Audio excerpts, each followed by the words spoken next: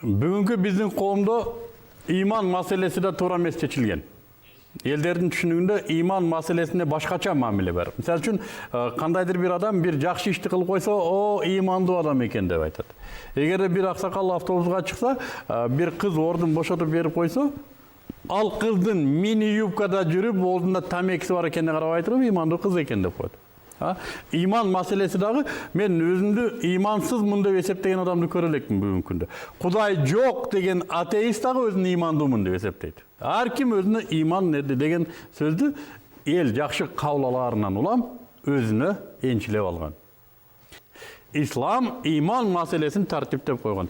Муногу нерсе болсо сенде, демек сен имандуусуң. Эгер муногу нерсе болуп туруп, анын ичинде бирөөсүндө эле касал боло турган болсо дагы, сен мусулман эмессиң, имандуу эмессиң деген нерсени ислам тартиптеп койду. Эми бүгүнкү күндө биз бул маселеде бир аз мындай бир сыпайы мамиле кылабыз, анткени айтып атпаймынбы, баардыгыбыз президент болгубуз келет, баардыгыбыз депутат болгубуз келет, ошондой эле баардыгыбыз имандуубуз деп эсептейбиз өзүбүздү. Бирөөгө барып сен имансызсың деп айтып көр, анан эмне болоорун көрөсүң. Бирок ошого карабай туруп, биз сен имандуусуң, сен имансызсың дебейбиз.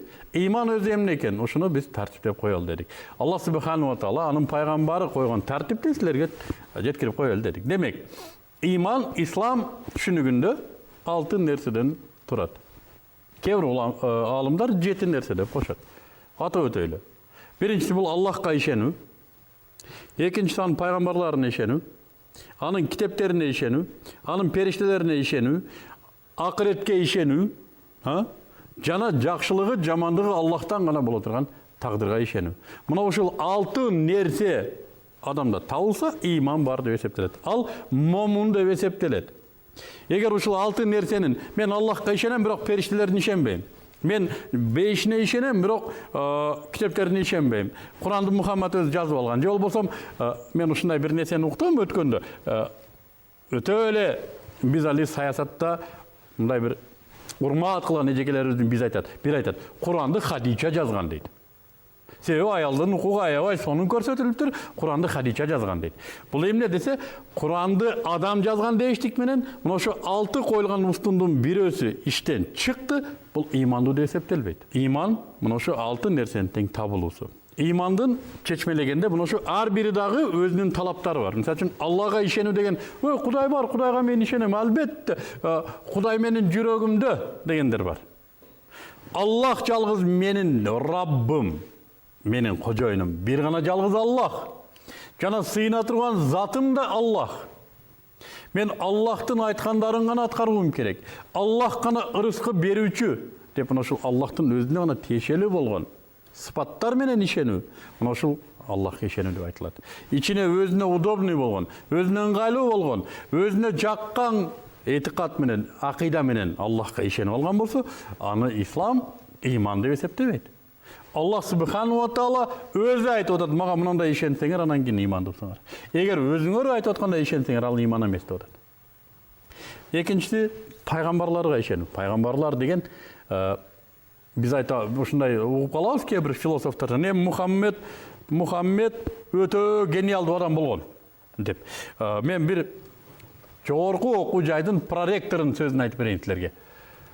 Мухаммед дейт, ал сабаттуу адам болгон, бирок сабатын бекиткен, жашырган дейт. Сабатын жашырган. Анткени Хира тоосунун үңкүрүндө Библияны бекитип койгон. Күндө барып алып Библияны окуп, анан эртеси мен Кудайдан аят алдым деп түшөт эле дейт. Мен мынчалык дөөрүктү уга элекмин, жана ошол институттун чыгармачылык жамаатына, мугалимдер жамаатына ушундай проректор менен иштеп жүргөнүнө таң бердим. Мен түшүнө албайм. Иманды коюп туралы, жөн эле адамдык мунарадан караганда дагы билимди кантип жашырат адам, сабатын кантип жашырат. Аны окуткан мугалимдери болот го. Аны 6 жашында, 7 жашында билим бере баштаган адамдар болот го. Алар неге жашырсын аны? Айтат да, Мухаммед саллаллаху алейхи вассаламга мен сабак бергенмин. Бул каттааны деп жаш баладан баштап кантип аны жашыра алсын 7 жашынан баштап? Жашыруу сабаттуулукту мүмкүн эмес. Экинчиден, Хира тоосунда Библиядан 2 камазды бекитип койсоң дагы, Хира тоосунда болгону 6-7 аят түштү, мен билгенден. Калганын бардыгы тегиздикте, Меккеде, Мадинада ар түрдүү шарттарда түшүп атты. Буну ал профессор, проректор ойлогон да жок. Мына ушул пайгамбарларга ишенүү десе да ар ким оюна келген нерсени айта берүү эмес. Пайгамбарлардын өзгөчө адам экендиги. Алардын Аллах субханаху ва таала тарабынан тандалып алынуусу, жана Аллах субханаху ва таала тарабынан өзгөчө шартта тарбиялануусу, жана аларга пайгамбарлык кереметтердин берилүүсү, ал кереметтердин диндин хак экендигин далилдөөчү мөөжүзө экендигин, жана пайгамбарларга итаат кылуунун важип экендигин кошо таануу менен пайгамбарларга ишенүү деген нерсе келип чыгат. Биз бүт пайгамбарларды сыйлайбыз. Кайсыдыр бир риваяттарда 120 000 пайгамбар келген дейт. 124 000 пайгамбар келген дейт. Аллах субханаху ва таала айтат: "Мен бир да элди пайгамбарсыз калтырган эмесмин" дейт. Бирок өзүнүн ардактаган китебинде, Кур'ан-ы Каримде 25 пайгамбарды гана өзү эскерип өттү. 25 пайгамбардын гана жашоосун кыяматка чейинки жете турган өрнөк кылып кетти. Демек биз 25 пайгамбарды таанууга милдеттүүбүз. Болгондо да кандай тааныйбыз десе, сый менен, урмат менен тааныйбыз. Бирин да четке чыгара албайбыз. Бирин да пайгамбар эмес дей албайбыз. Бирин дагы Кудай дей албайбыз. Бардыгы бизге Аллахтын элчилери, Аллахтын өзгөчө шартта тарбияланган адамдары. Ошондой эле китептерине ишенүү. Аллах субханаху ва тааладан түшүп турган китептер болгон. Анын динин алып келип турган китептер болгон. Ал ыйык китептерди да биз тааналуубуз милдет. Эгерде кайсыдыр бир китебин жок, бул Аллахтан түшкөн эмес, бул адамдар жазып алган десек, имандан чыгабыз. Анда эмне үчүн биз Кур'ан менен жашайбыз? Кур'ан менен жашоо бизге мусулмандарга милдет кылынды. Кур'ан менен жашагыла деди. Тора, Забур, Инжил менден түштү деди Аллах субханаху ва таала. Мен жөнөткөн пайгамбарлар менен берилди деди. Бирок силер Кур'ан менен жашагыла деп атат.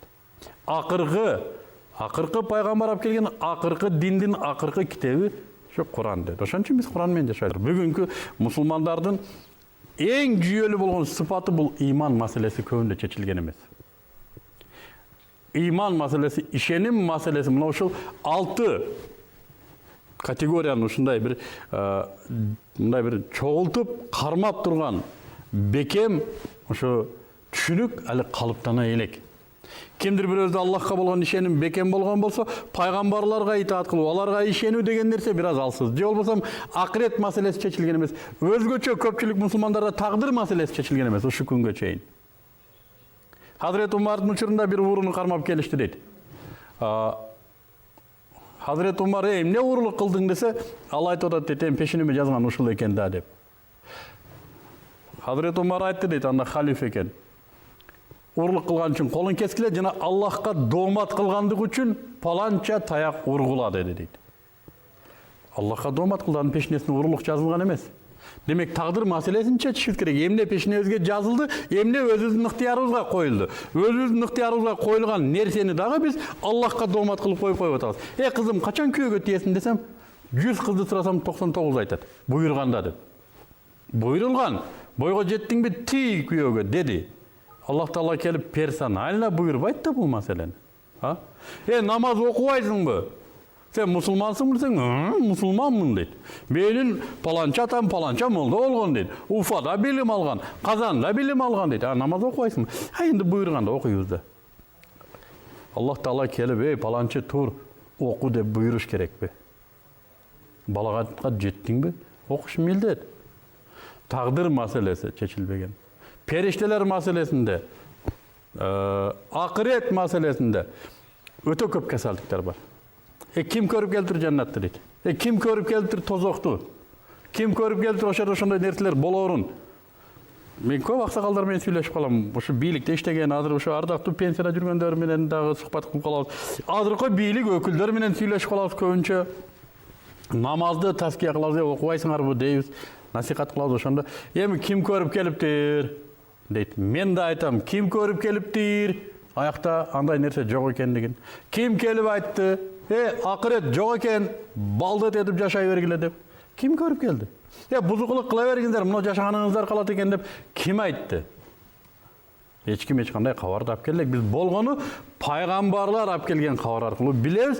Аллах Тааланын сөзүн, Аллах Тааланын сөзү айтып атат, акырет бар, жана ар бириңдин эсебиң болот деди. Буга ишенүү үчүн иман керек болот. Демек бүгүнкү күндөгү мусулмандын негизги проблемасы иман маселесин чечүү керек. Бул да биздин бүгүнкү бир сыфатыбыздын алсыздыгын айтууга аракет кылдык. Демек, иманыңыздар түгел болсун.